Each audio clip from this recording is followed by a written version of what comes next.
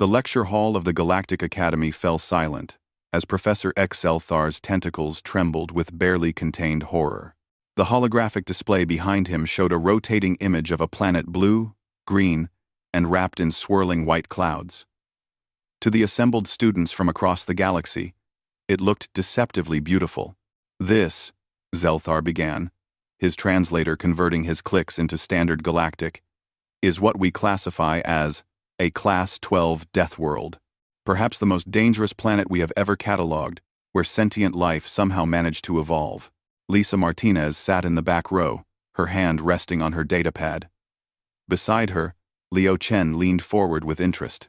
They were the only two humans in the xenobiology class, exchange students from Earth who had arrived at the Academy 3 cycles ago.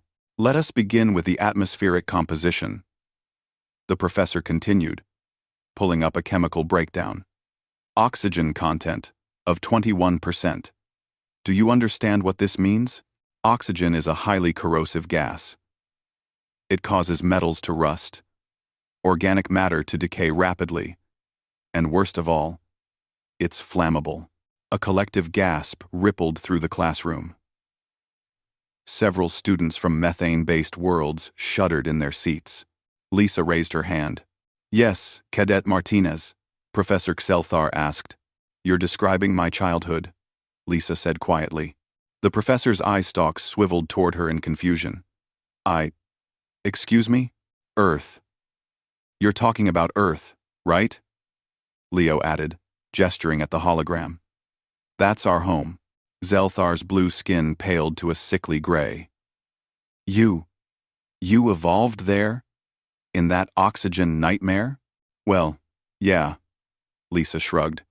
Where else would we have evolved? But that's impossible. Let me continue, perhaps you don't understand the full horror. The professor's tentacles danced across his control panel. The gravity, 1 standard G. That's nearly triple what most spacefaring species consider comfortable. The native inhabitants would need to develop incredibly dense bone structures and powerful musculature just to stand upright. Lisa glanced at Leo, who flexed his arm with a slight smile. Then there's the rotational period, Xelthar continued, his voice rising with agitation. Only 24 standard hours, meaning temperature fluctuations between day and night, are dramatic.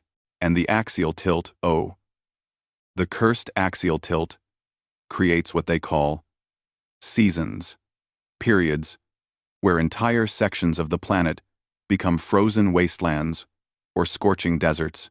We call them summer and winter, Lisa interjected. They're actually pretty nice. I like fall best, though. The leaves change colors and... Leaves? A student from the crystalline Jarn species shrieked. You have vegetation? On a death world? Yeah, Leo said. Lots of it. Forests, jungles, grasslands. Professor Xelthar pulled up another image. This one showed a massive creature with razor-sharp teeth, powerful legs, and tiny arms. The fossil record shows that this planet once hosted apex predators of nightmarish proportions. Creatures weighing over 8 metric tons with jaws capable of crushing bone. Dinosaurs. Lisa's eyes lit up. I had a T-Rex phase when I was 7. Had posters all over my room. Dinosaurs. A phase? Xelthar's translator struggled with the concept. You found these monsters fascinating? As a juvenile? Still do, Leo admitted. Though personally, I was more of a velociraptor kid. The professor's tentacles drooped in defeat. But he pressed on. Perhaps the megafauna extinction is what allowed your species to survive. Surely, the current ecosystem is more manageable. He pulled up a new series of images. Wrong. Catalog of current predators. The great white shark. A 6-meter aquatic hunter, with rows of serrated teeth. The saltwater crocodile. An ambush predator that can explode from water at speeds up to... Oh, we swim with those, Lisa said casually. You swim with them? Well, not the crocodiles usually, Leo clarified. But yeah, people swim in oceans with sharks all the time. Statistically, You're more likely to be killed by a vending machine than a shark. A Velusian student in the front row fainted. Moving on, Zelthar said desperately. The weather patterns. This planet experiences Category 5 hurricanes, with winds exceeding 300 kilometers per hour, tornadoes that can obliterate entire settlements, lightning storms that strike the surface 8 million times per day. Number 2. Tornado Alley was pretty crazy. Leo nodded. I grew up in Oklahoma. We'd watch them from the porch sometimes. You'd watch them? Yeah, until Dad told us to get to the cellar, Lisa added. We had a storm cellar. Most people do in that region. Professor Zelthar clutched his podium for support. There's more. Tectonic activity, the planet's crust is broken into massive plates that grind against each other, causing earthquakes and volcanic eruptions. Tsunami waves that can reach 30 meters in height. And the native species just live there? Build cities on these shifting plates? Tokyo's really nice, actually, Lisa said. Amazing food.